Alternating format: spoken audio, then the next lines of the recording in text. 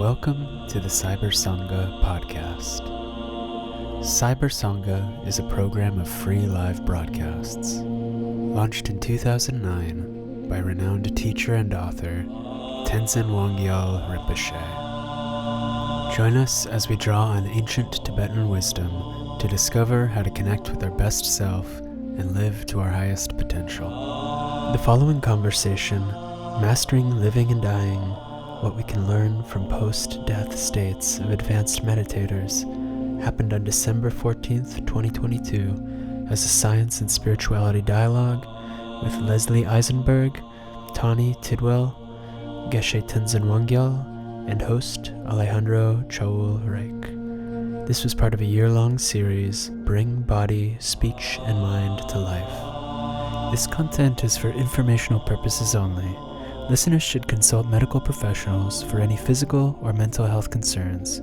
Please use headphones and do not meditate while driving or operating machinery.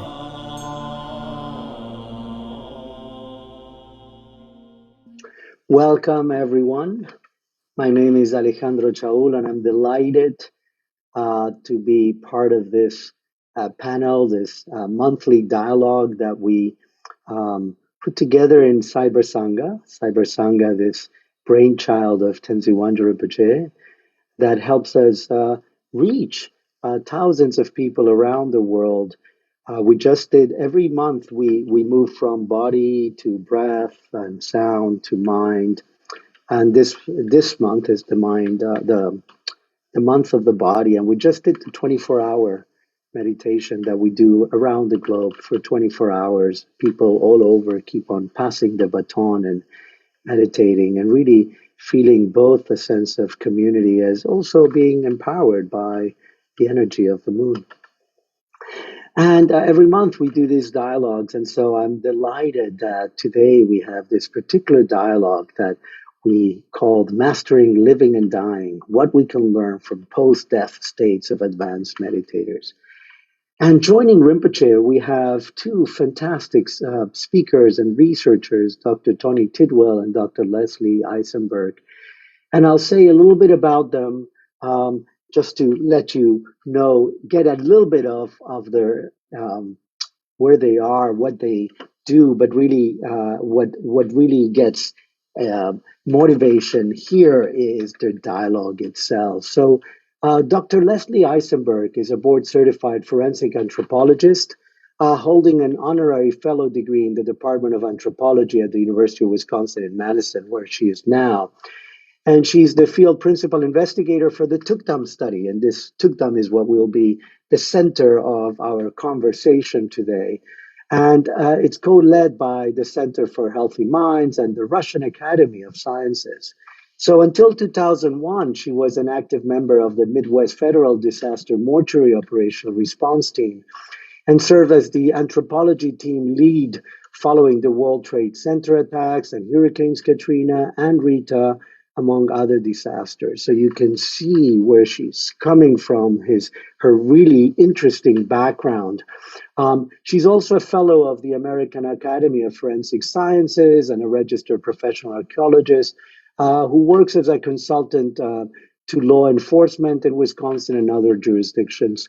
And since 2016 and 17, she had the honor of directing the University of Wisconsin-Madison's field excavations in northern France, together with the university's Missing in Action Recovery and Identification Project in collaboration with the U.S. Defense.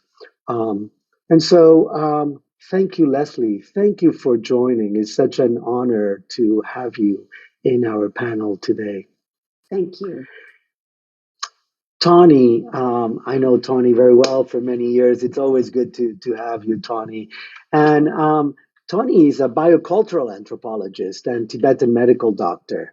So she's currently in the Numata visiting professor at the University of Vienna. So we have Leslie in Wisconsin, Tawni in Vienna.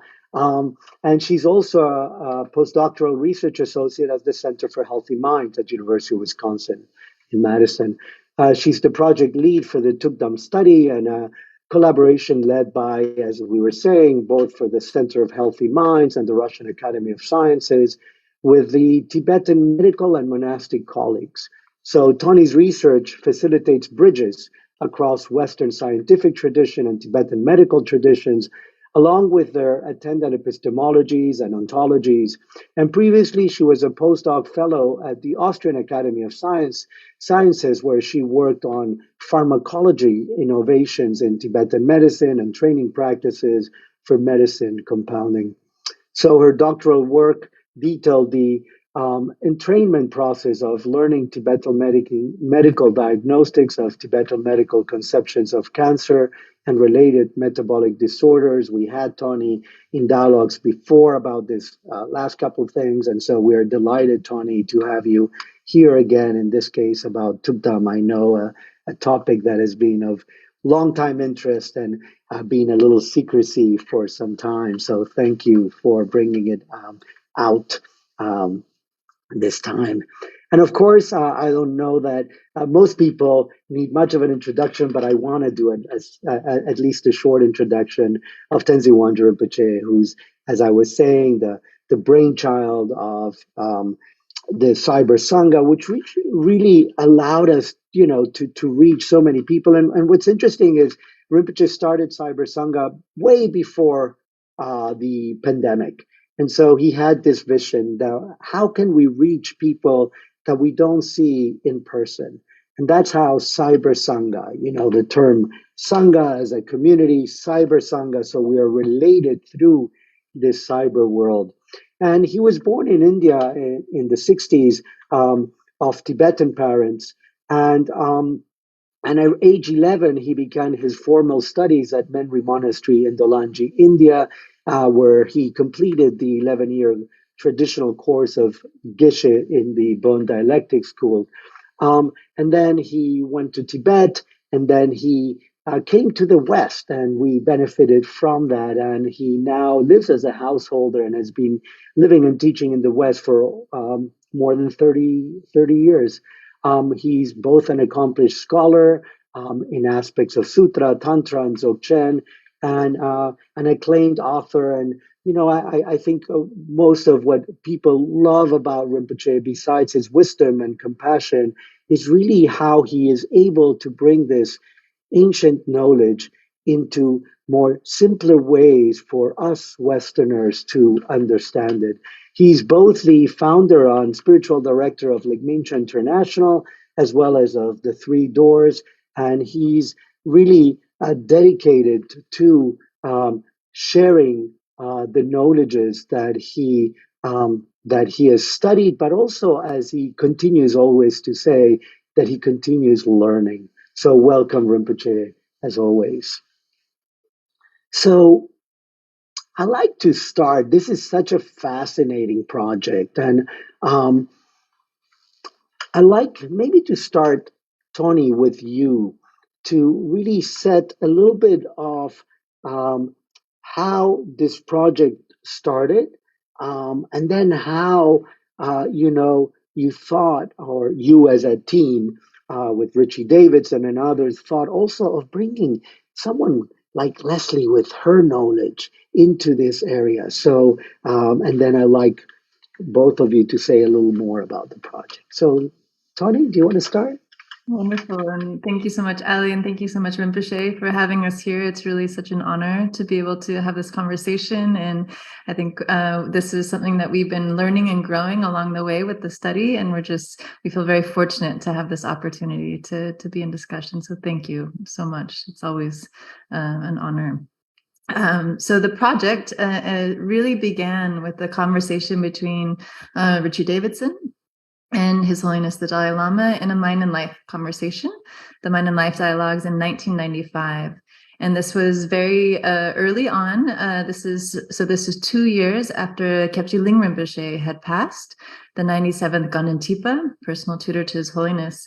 And he had a 13-day tukdam. So he was in the tukdam state for 13 days, no sign of decomposition for that time period, a pleasant odor. and then a radiance to the skin, an elasticity that was described.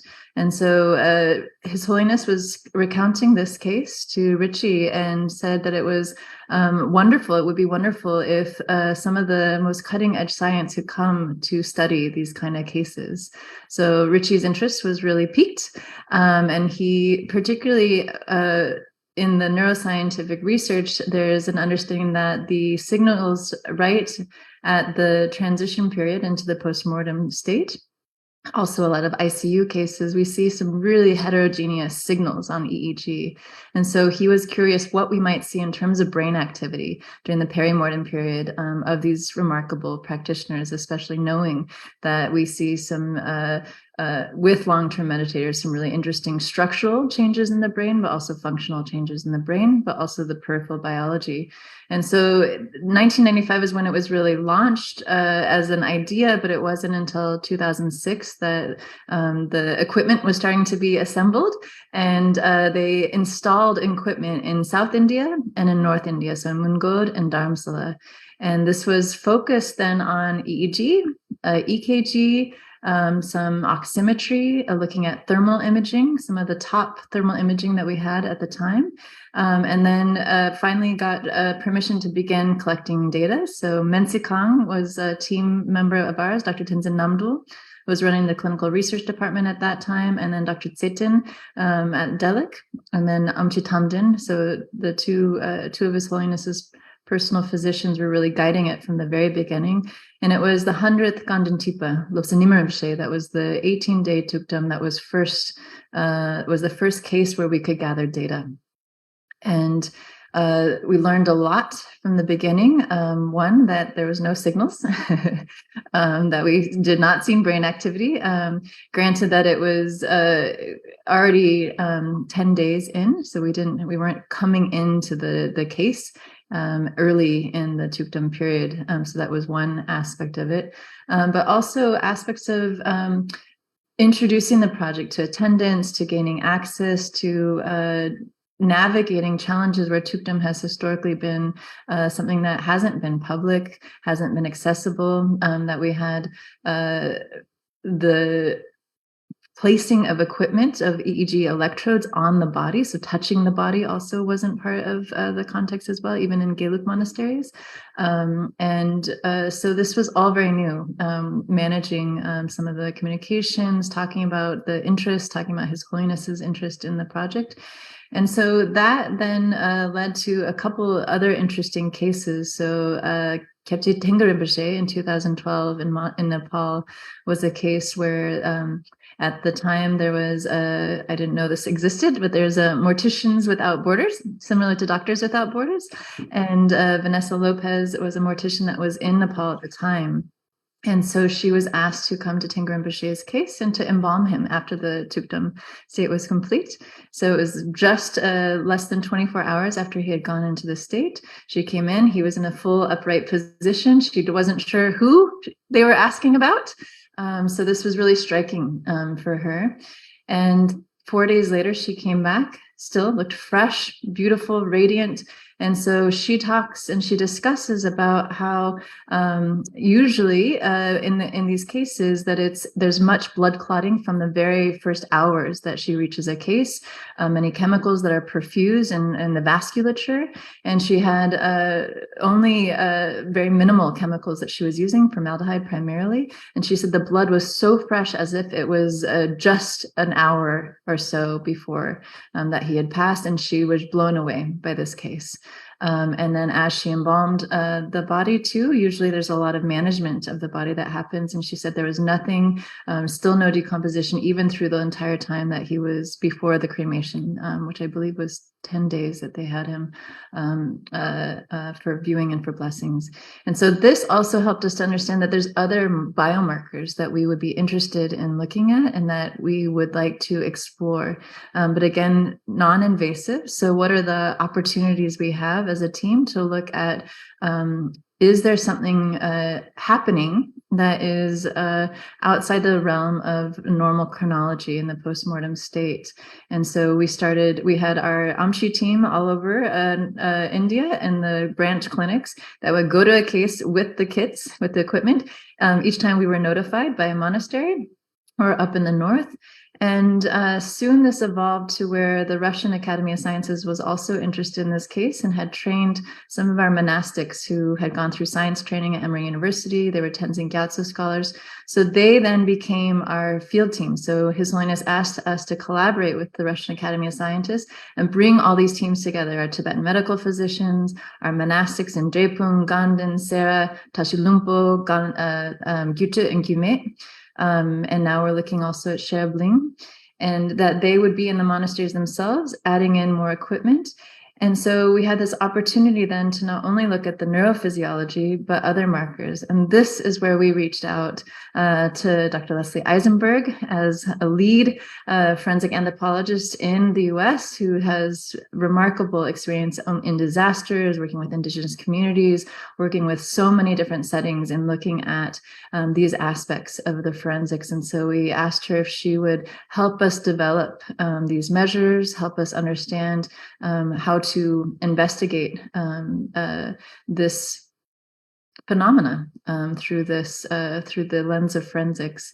And the Russian Academy of Sciences also brought in one of their forensic pathologists, so that we had two completely separate forensic experts looking at images of the body and also working together to develop these measures. So this was really now where we are now, and looking at what are the different types of aspects of the body that we can track over time that might be of interest to our forensic colleagues. Thank you, Tawni. Thank you. Wonderful. So, Leslie, you were coming from from the forensic field, as I understand that you were saying earlier, not much known about the Tibetan and about this process of tuktam. So, what if you want to say a little bit of where you were in your work and what attracted you to move into this area of exploration? Thanks. Anthropologists get many opportunities throughout their professional careers. And when you're an anthropologist, and my training is in archaeology and forensic anthropology, also studying diseases in past populations by examining their remains. I think sometimes nothing happens by accident, and then other times I think many things happen by accident without, forethought or planning. And this is one of those fortuitous opportunities, I hope, for both of us, the Center for Healthy Minds, and for myself in the field, because in one way or another, in my career, I've always been studying what happens to remains or bodies after death. And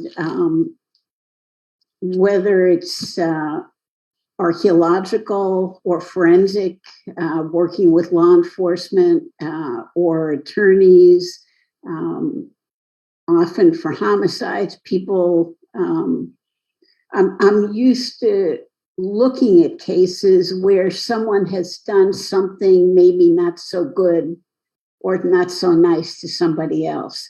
And this project is something very different than the world I'm used to living in professionally and through research.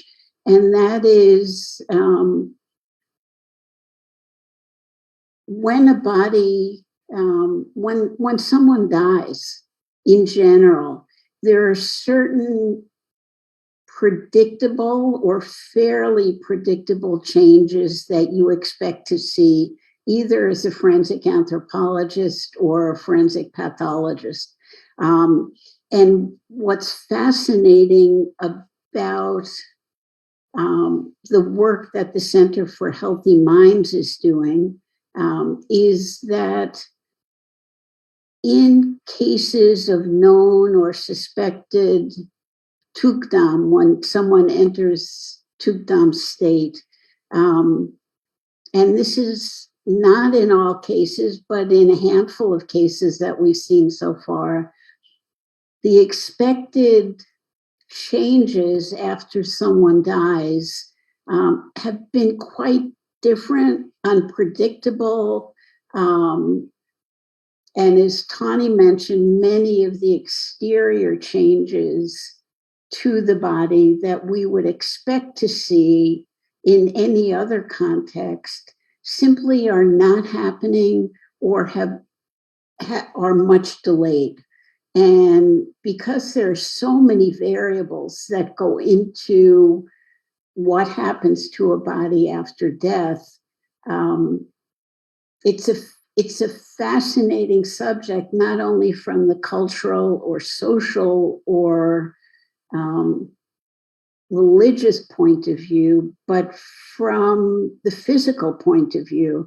And I think that's the nexus where I find myself at the moment, for good or for bad. Thank you, Leslie, and thank you for bringing back that physical part because it's really a really important part. How is this body continuing in the matter in a way so different to what we are trained to think? So Rinpoche, I was wondering, in your training, in your life experience as a Tibetan living in a monastery, when did you first hear about that Tukdam was something that existed, a possibility, and maybe tell us a little more how it's explained in the Bön tradition, and when did you see that first case? I know you've seen a number. So if you want to share some of your experiences. So just to clarify, so I have not seen in firsthand myself any particular person, even though I've heard number of them. So traditionally, the idea of Tukdam, or basically dissolution of the body, it's like anything, any matter, any elements, like something comes out of nothing as a form, shape, and then when it dissolves, it dissolves back into the space. For everything comes out of the space and as a form and goes back to the space. So somehow physical dimension dissolves. So idea of Tukdam is also that as our body, from its construction of 5 elements, earth, water, fire, air, space, 5 senses, 5 organs, 5 branches of the body, sense consciousness, and so on. So it somehow arises from the space as a result of disconnection, as a result of ignorance. So you begin to form more grosser and grosser aspect of physical dimension and a gross emotional dimension, more conceptual dimension. And so you have your whole life.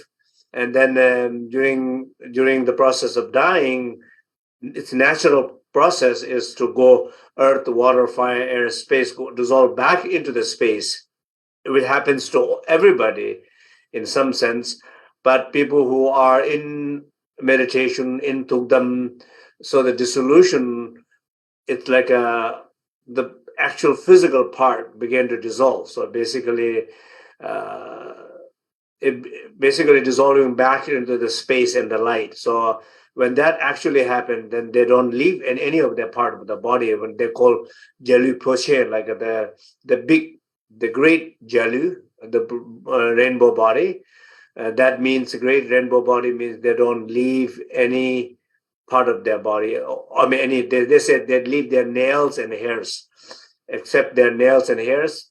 Every other part of the body dissolves into the space, light.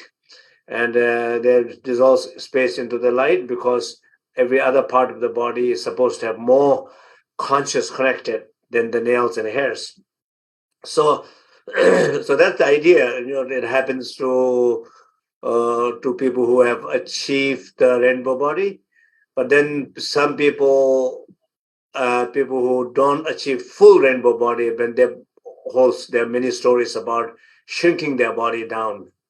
So there's a one which is they say they choose before even natural process happen. They can say, I'm going now. I'm supposed to go maybe in a month, but I'm going now. They just you leave body and there's nothing dissolved into the light. Or the second one is that you kind of wait for the natural process to happen, then you tap into the awareness to them, and then the dissolution of the body happens, and body either fully or shrinks down very significant size down.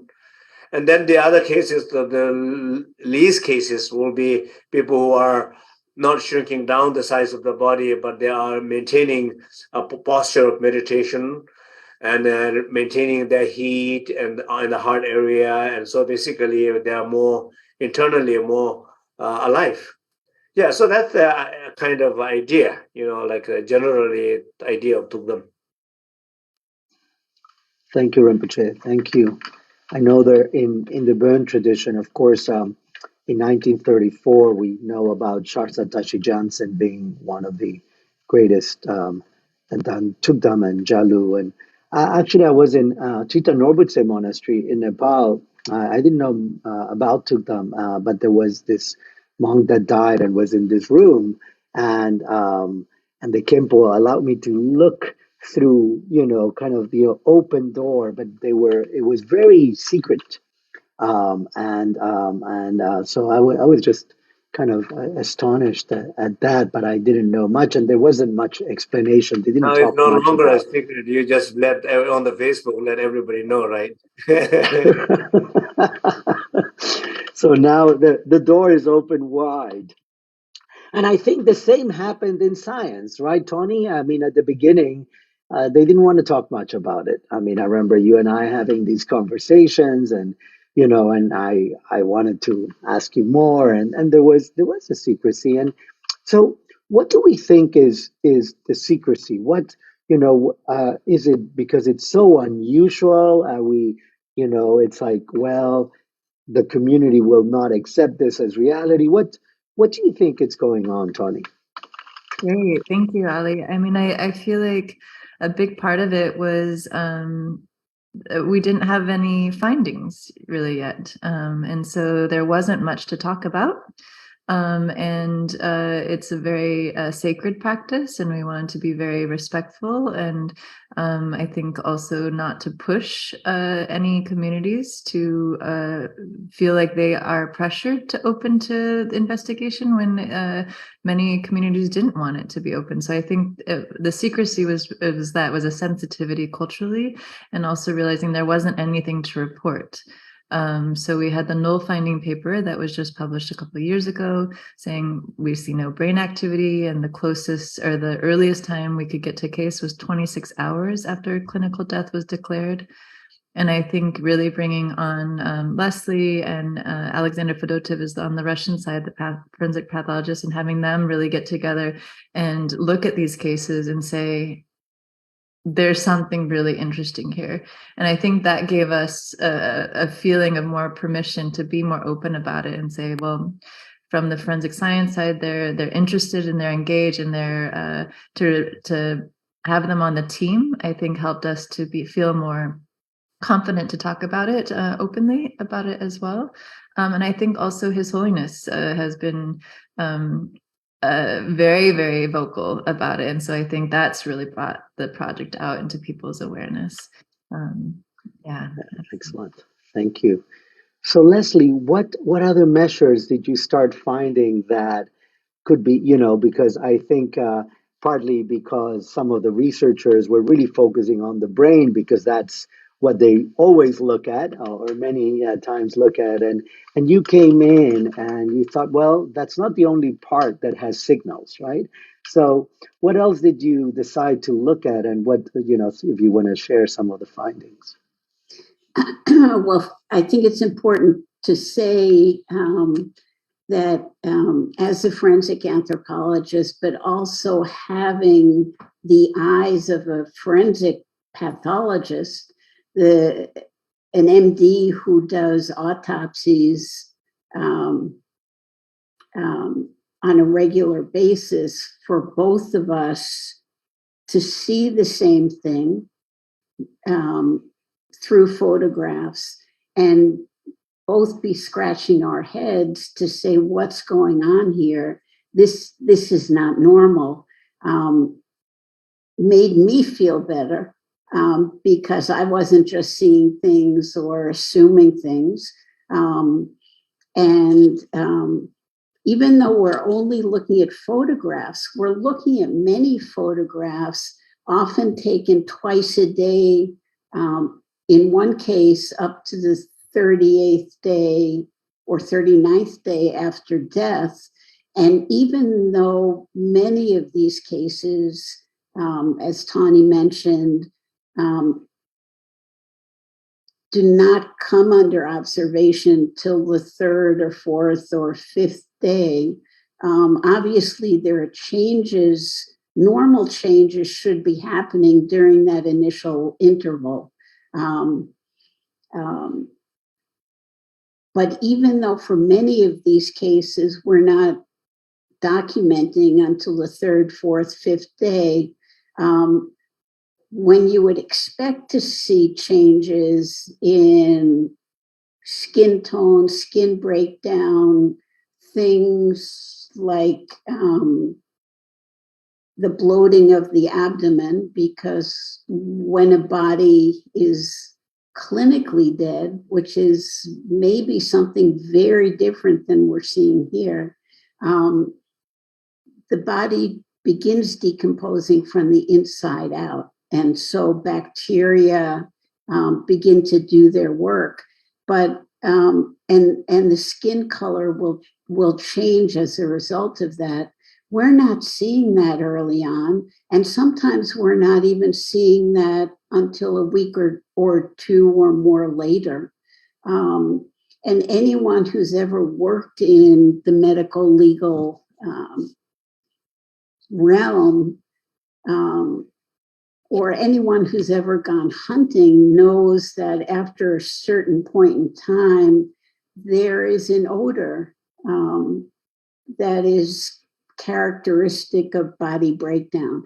And in a number of these cases, the development of what we call this decompositional odor or odor of putrefaction is not noticed for, in some cases, weeks. And based on my experience, that is very, very, very unusual.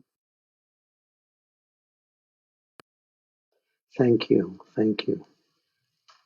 And maybe I Rinpoche. can... Sorry. Yes, please go ahead. No, please go ahead. Please go ahead. Well, I was just going to jump in. Part of what Leslie's really helped us with is to kind of quantify some of this as well, with ways to, I think on the Tibetan side, aspects of radiance or dang, the glow of the complexion. So Leslie has brought into our project these what's called Munsell color cards that are the standardization of the color calibration. So to literally have, using in soil chemistry, these variations of hues that could be mapped onto different skin tones has been a wonderfully exciting measure for us to start looking at. Can we measure these changes? When it sounds like, Leslie, please correct me if I'm wrong, this has not been something that forensics has often been able to look at in such fine-grained detail, because that postmortem state goes too fast. That's correct. That's correct. And this is bringing a systematic way to document skin color changes, not just in one location, but in precise locations across the body for a considerable period of time. So, much of this could be subjective, but it's important to bring some kind of systematic or standardization to the process So when we're talking about something and comparing. Thank you. That's fantastic, and I look forward of knowing more and seeing that. Rinpoche, I was just thinking of a case that was recent in the Burn tradition, which is the passing of 33rd Menri Trizin in Menri Monastery in India, and that I don't know if it would be categorized as Tukdam per se, but there was the body was staying for some time until it was embalmed and so forth. Um, is there something you could share from that experience? Yeah, so it's difficult to say. In our tradition, we would definitely call it Tugdam. Then when the teacher dies, sit in a meditation position, and so it's clearly it's a Tugdam. But from the point of view of research, it's a different. Then you in order to say something, anything, that you needed to have access, and as Leslie Tawni talking about, measuring the colors, the skin tone, the complex. So I mean, all this research element, it needs to be done. I think part of the problem here is that when we think about research, basically research is you're interfering in somebody's process. So basically, that's I think already a problem here. That when there are many stories in Tibet that when people who achieve rainbow body, they would say something like that: "Leave me alone for 7 days or 49 days." Even not close relative cannot come closer to them, so they have to be supposed to be left totally alone. So forget about the touching body, stranger touching body, with a question about are you true or not? We have a question. so all those kind of energy, it's not you're not supposed to be there. So I really don't know if there's any really good research could be done based on how the natural process is supposed to be left alone and not interfere. So but I think generally the concept about the dissolution of the body, I think it's very important and interesting. I think, but not only when people are dying, but I think even when people are living, that whenever we think about the transformation, even the skin color tone, there are people who are alive, but they don't have doesn't look like a very much alive on their skin color tone either. So that the energy of the element becoming more alive in the body, it definitely, the presence of awareness and meditation on internalizing element energy, the essence of the element, has so much to do with that. So there's two things, right? One is you're talking about total dissolution, nobody even to do a research for, so that let's forget about that part, because there's nobody to do research. So we can just think, oh, there have been many accounts like that, who can say. Now, the other one is talking about people who are into them now, with all these different signs, as Leslie is mentioning. So I think that part is interesting, like definitely interesting. The idea will be that some sense of presence is there. So Tibetan tradition, we don't think about brain very much important. We think about more like a heart. So then how you think about heart, or you can think about heart as like a pumping machine, or you can think heart beyond this physical sense of heart. There is a deeper sense of awareness, which can be still alive and present there. Maybe it's not measurable with outer tools. So these are all, I think, interesting questions. Thank you, Rinpoche. And yes, I guess the ones that go totally into Jalu, into rainbow body, it's harder to measure. Certainly not the body. And I had a couple of questions that maybe for Tawni and Leslie from this. So one is, as Rinpoche is saying, some of the Tukdam, what happens is there's a sense of shrinking of the body, and sometimes even there's stories that they're shrinking, shrinking, shrinking, and because someone interrupted, and not necessarily a researcher, maybe a student that didn't want to have the whole body, to gone because they want to hold on to something to revere, and so they stopped. So there's a sense of interference. So that's one. But the second part too, so is, have you seen any of the shrinking? But also this aspect, as Rinpoche is saying, about the heart. And I remember when my teacher, Geshe Rinpoche, I wasn't there when he passed away, but also I've seen through photos and videos, and he stayed in Tukdam. What they said also, there was a sense of warmth in the body, particularly in this area. So are these things that you had seen? And I know again that you came in later than the first 2 or 3 days, which is a lot maybe when it's the main part. But if you want to share any of in that realm. Wonderful. Yeah, it's like I can start. So we have, as a team, and maybe Rinpoche, you can help us kind of think through this theoretically, have really kept Jalu, or rainbow body, and Tukdam separate. So we've not been investigating any that would be considered kind of Jalu, rainbow body, and only when there's a Tukdam would we be going to that.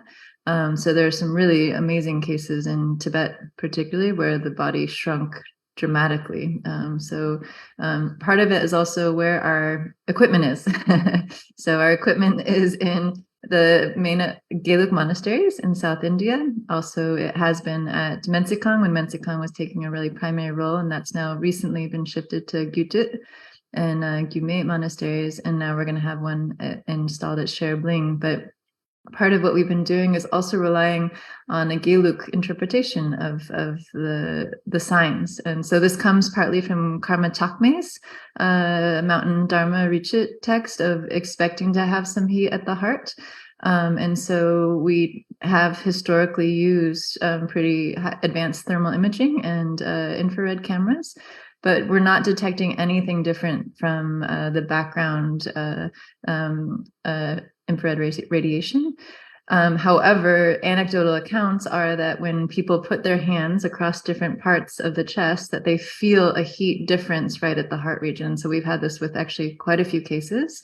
And an interesting case that is in this new documentary that Donna Coleman, he's a Finnish-Irish filmmaker, also a doctoral student at Berkeley, working on Tukdam and anthropology, has this the attending physician in Rochester for the 16th Karmapa say that he himself was shocked to feel this, non-Buddhist, not familiar with it. And when the 16th Karmapa passed, this was a striking sign that he couldn't understand.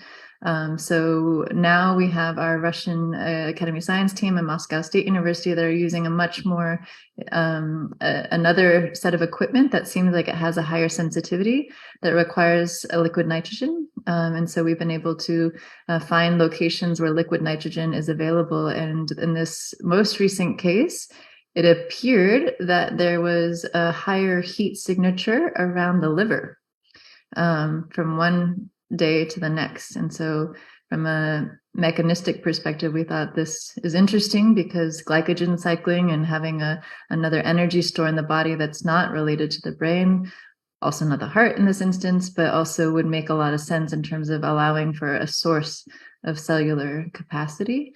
So that was there one day and then disappeared the next day. Now we don't have any more, but this is one of the measures that we are implementing to see, can we see differences in heat? And Leslie's taught us a lot about what to expect in terms of also the different heat signatures through the postmortem state. Leslie, would you like to talk more about these?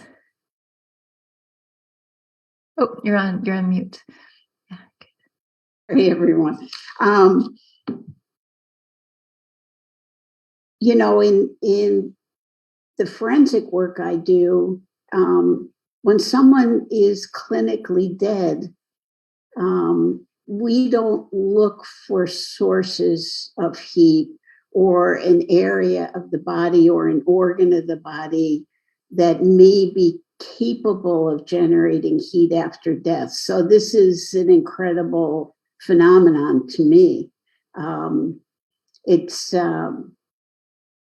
But I don't have an answer for why that's happening. And clearly not everything happens because science says it does, right?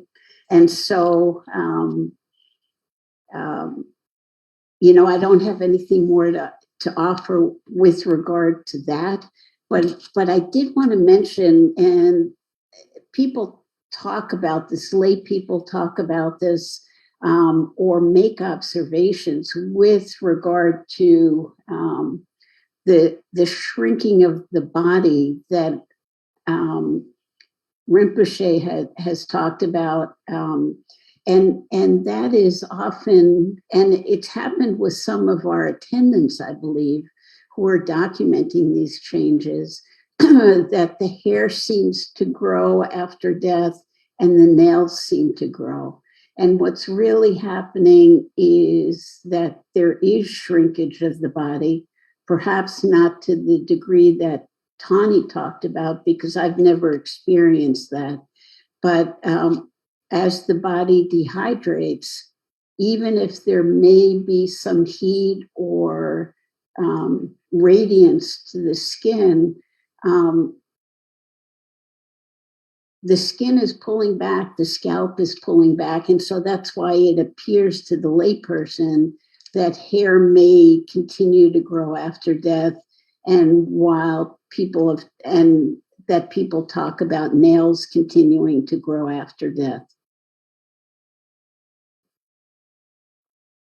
Wow. Yes, so I guess the whole idea of shrinking or totally dissolving, the idea is also a little bit when people say achieving rainbow body, achieving realization, being in Tugdam, being in a deep state of meditation, and therefore able to maintain the warmth, the heat, the radiant. So this idea, I think, has something to do with the much more deeper meaning. The deeper meaning is that, because our identity, like when I say whatever I say, whoever I am, we shape ourselves in order to, even the dress, even the appearances, even the posture of the body, even the tone of the voice, even the representation, whatever, we're trying to, represent that out in the outer world, who I am.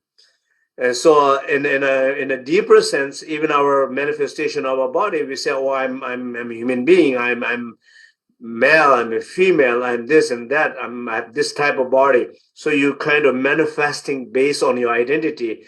So when the identity is totally dissolves internally, when there's no identity, so the body shrinks. Body cannot no longer hold on its appearances because it shrinks down and dissolves. It's like sometimes people, they're working in one profession for 40 years and they retire, and then you see the ex-lawyer, he's been working for 40 years, and once he's retired, he doesn't look like a lawyer anymore. He just more relaxes, he dresses more comfortably, and he talks more, doesn't always looking for a problem and conflict, and because he's not interested anymore, right? So in some sense, you shrink your job, your perspective, your view, your appearances, you shrink. So in a deep sense, that's what's happening. And I think when we shrink or remaining awareness is that there's no longer holding any sense of identity. That's the idea. I mean, this is idea philosophically speaking. Yeah. Rinpoche, Wonderful. can I ask a question to Rinpoche, please? Of course. Thank you. There's part of what we're trying to understand in observing these different cases is also the practices related, what kind of practices they're doing.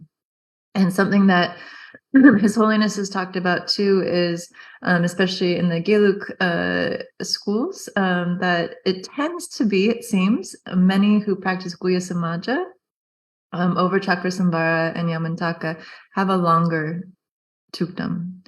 And that this possibly could be about the high detail in the dissolution stage. It's very complex, and that there's a stronger aspect of the shine or the shamatha stability in it.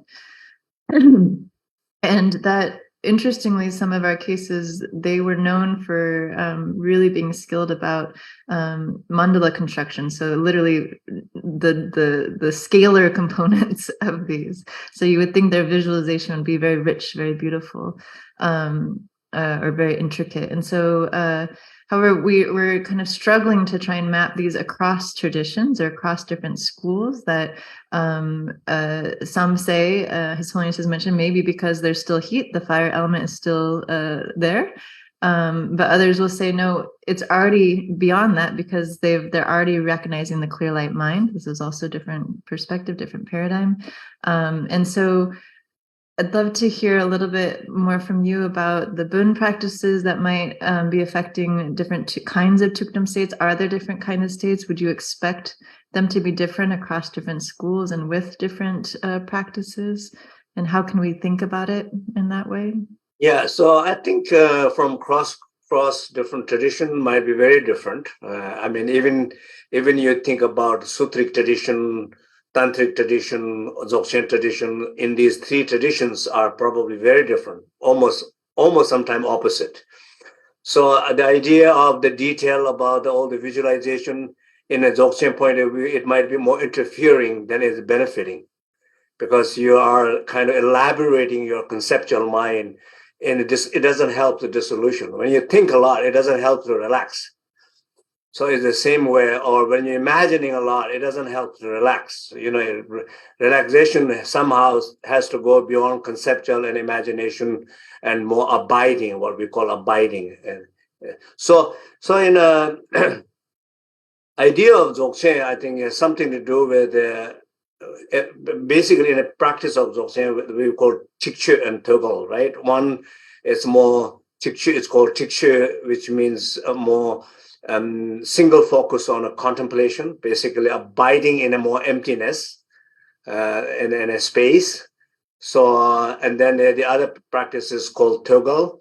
Tidwell is practicing more with the light and energy. So basically you are staying in a dark room to getting exposure to the lights and visions, and you're working with these lights and visions, or you are holding a different posture of your body.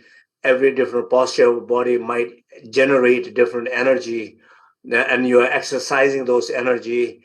And so you are either exercising different energies, or you are exposed to different forms of light externally in order to realize internal light. So these aspects of energy and the light plays more important role in a rainbow body than single contemplation. So that's the idea. In some sense, I guess it's very true also in our everyday life. If somebody who's conceptualizes everything, analyzes everything, it's hard for them to not to judge other people, right? You can immediately everybody says something, does something, moves something, immediately they begin to analyze somebody, right? Rather than, okay, whatever it is, it is, So there's nothing much to label them what it is. So in some sense, when we conceptualizes a lot, even the idea of identity, when I say I am something, is a conceptualization of I am something, which interferes the process of space and awareness and dissolution. Even in a pain, any pain which can be healed easier will be less conceptualization and less identifying with the pain. It's easier those pain to release and clear and not have negative impact on the body and the mind. So I think they are quite different approach. Thank you, Rinpoche. I was also thinking, as you were saying, Tawni, about the details, whether it is the Guya Samaj or other, or the mandala, that there's also the moment that after you kind of get all the details, that you dissolve, right? You go back to the center if it's a mandala and it's dissolved. And that abiding quality reminds me of what Rinpoche is talking about, right? Being able to abide in that dissolution, which is, we have this body, we've been holding on to it for all this life, and then finally, whether we're a lawyer or another, and we shrink our identity and we dissolve it into that space. And when we get into that space, if we are able to, and we are able to abide, that might be that state where, if we're able to really abide, that's maybe where we are able to stay in that tukdam state. But just a thought of bringing these two together. I did want to bring a couple of, yes, go ahead, Rinpoche.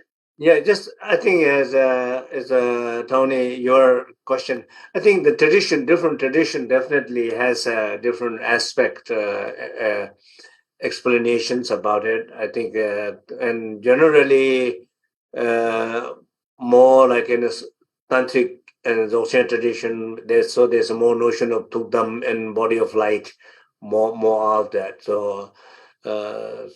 Yeah, so and I guess it's a different system, Absolutely. Thank you, Rinpoche. I think part of the struggle we have is, as a team, we're not going there to identify tukdam. We're going there just to study phenomena that others have told us is tukdam. And so we've really relied on our experts in the monasteries, usually a Geshe or sometimes a Rinpoche that has seen tukdams before and can say, yes, they are in tukdam, or no, they're not in tukdam. Because really the only written source would be Karma Chakme, Kusum Lamkar a little bit, to say that here's the signs to look for.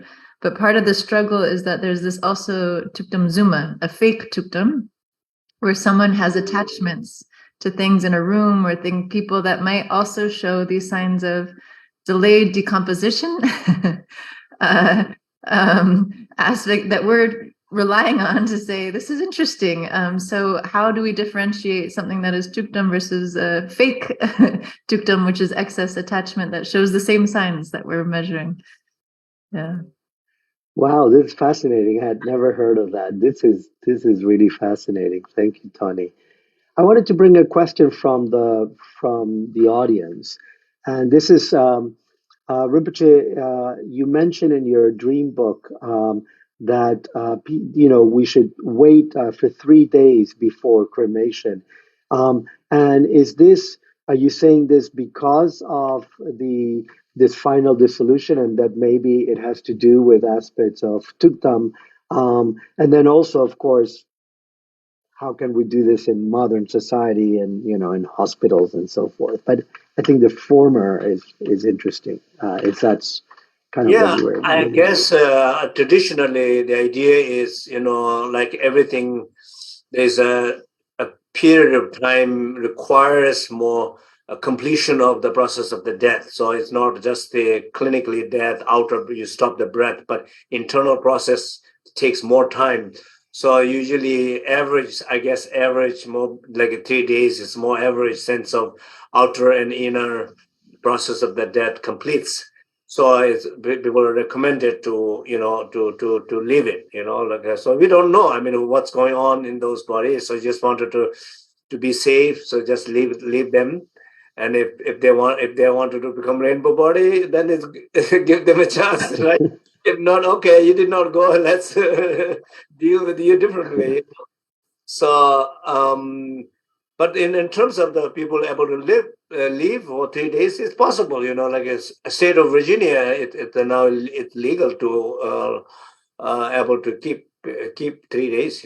I mean, you can whatever. So I think more and more, probably in the U.S., more and more places it's possible. So yeah, if you're planning on tukdam, come to Virginia. I think in New Mexico also they allow. That's where my teacher was. I had a question, kind of not really related, but Leslie, this might be for you. Many times they talk about this idea that when the body dies, and not necessarily tukdam, any body, we lose 21 grams. Is that based on any research, or where does that come from? And I don't know if you've even heard of it. let me make sure I heard you correctly. We lose 21 glands? Grams, like grams? measure of weight. Oh, yes. Okay. Boy, if it was only that easy to lose weight, right? I have not heard of that, but often they're after death. Often fluids or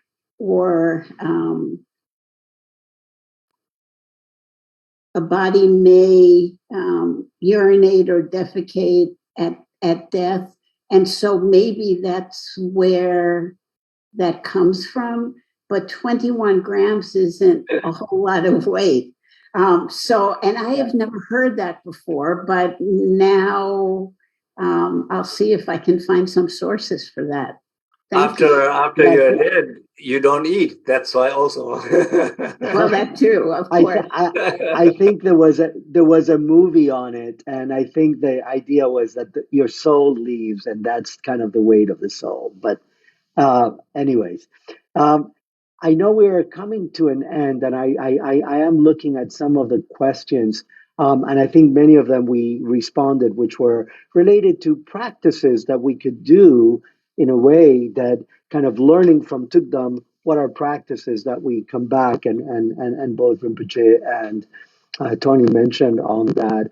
And we also mentioned about the importance of the heart difference, as Rinpoche was saying, more than the brain in terms of in these Tibetan traditions. Someone was asking specifically about a specific person, and if you know him and what state he is in. And I don't know him, but it seems his name is Tachi Dojo Itligov. I don't know if so. Someone is asking specifically. Tawni, you seem to know something about that. It might be. I'm not sure. The name sounds familiar from this case. In whoever's asking this question, please correct me if I'm wrong. In Siberia, where he's been in this state for decades. And so this is a case that I think is in Russian territory, and the body was excavated and was also had supple skin, was quite fresh, and so the question was, is that Tukdam also an upright posture? And so I think this is again for us where we're relying on our cultural experts, specific to each tradition, to help us understand what are those signs. And so we couldn't be able to define that. Right. Yeah, thank you. And as you said before, it's also where you have the equipment to go there, which is also a limitation of these studies, of course. So as we wrap have up, to ask whoever is going to them, please tell us so we can transport the equipment. Yeah. But I mean, I just wanted to briefly comment also this 3-day aspect, I think, and Leslie, correct me if I'm wrong, but is also interesting, right? To our to the forensic community, that maybe Tibetan populations on an even normal level don't have as much fear related to dying. And so kind of the biochemical cascade at the time of death might not be about fear and stress, and the decomposition would be totally different, even for just the normal people. So Leslie, did you want to? I think that's quite possible. But then is there a way to even measure that? We know that people who have died under stress for many years, the thought was in the forensic dental community that teeth would take on a pink tone or a pink cast if people died under stress or horrific circumstances. But that now has been proven not to be the case. But who knows? We don't know. I think we could be doing this for the next 20 years and may still have the same questions. I hope we're getting a little closer to understanding with every year that we work on this, and with the help of Rinpoche and Alejandro, hopefully we'll get closer to understanding, and that may be as close as we can get. Thank you, Leslie. Is there a sign I've heard of the breaking of the neck that starts that process of decomposition, that they maintain straight, even the neck until that? Is that something that you have observed? I have never heard that. Sorry, Ali, do you mean the slumping?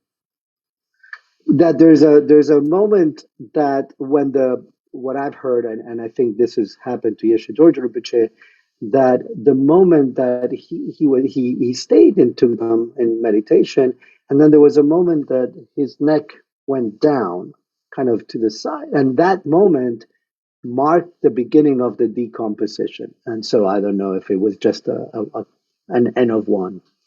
No, this is a classic sign that Karma Chakme talks about in the Richa text in the in Mountain Dharma. And so this is one that he recommends is a very helpful sign of the ceasing of the state. And so there have been a couple states where that's what we've been looking for. I think His Holiness has also recommended that we use that as one of the signs. But again, it depends on the individual, and many of them are reclining. Mm-hmm. Or actually not in an upright posture. Yeah. Thank and you. what I think about when you talk about that is what's called ligament laxity. That is, the ligaments kind of let go. And sometimes you see that in archaeological burials as well, some of whom are buried in an upright position with their legs flexed, and that over time, the head will drop. But that may be something very different than the phenomenon you're talking about.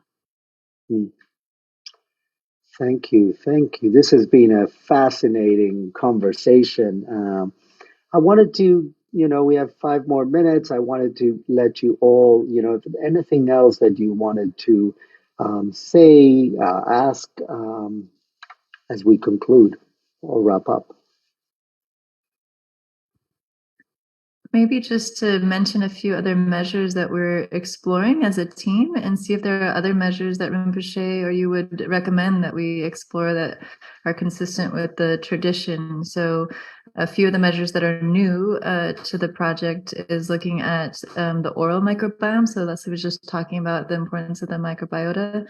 So taking just a swab inside the cheek is something that we're looking at measuring, and then that can be compared against other data that's being collected currently in North America for these postmortem sites. And then the next is that's really connected to the tradition is the volatile organic compounds, so the odors, and seeing if we can get a chemical profile by taking samplings through a sorbent tube at daily measures that are emitted by the body. But we would love to hear if there's other areas that you think is really important that we could consider. It's difficult for me to, just kind of think about right away something. What about anything to heart? Anything measuring heart? I mean, that point, there's, not. I mean, we were talking about measuring brain, but what about measuring heart? So we've used EKG, so no signal on any EKG, but we are taking temperature measurements at specific locations across the chest, and one being directly at the heart, and asking for our attendants to also palpate where's their sensory area that they're feeling the heat, and then take that temperature at that place, and that will be the static place that we take. Historically in the project, we have had a pill that's a thermometer that a practitioner could swallow, and theoretically it could sit right at that heart region and take the temperature, but we haven't had anyone that would agree to be willing to do that yet. Yeah, I think seems like all of you are doing wonderful already. So I think it's a project. It's not easy project. So maybe as we keep on finding different ways, and hopefully, it will be interesting to see what we find. Wonderful. Thank you. Thank you both for being part of it. Yeah. Thank you. Thank you very much. And yeah, just one last thing I was thinking was about the liver, that you mentioned usually that in one case, and, in the tradition, when you talk about the five elements related to the five organs, each one goes dissolving. And the last one, of course, the heart. But I wonder if there's, measuring of the other five main organs and, with your Tibetan medicine background. And anyways, there's so much to do, but you're doing such an incredible work. So I'm delighted to hear and to be able to bring it to our Cyber Sangha community. So thank you very much, and thank you everyone. Thank you also Milos and Poli and everyone who's working in the background to make this happen. So thank you, Leslie. Thank you, Tawni. Thank you, Rinpoche. Thank you. Have a great rest of the day.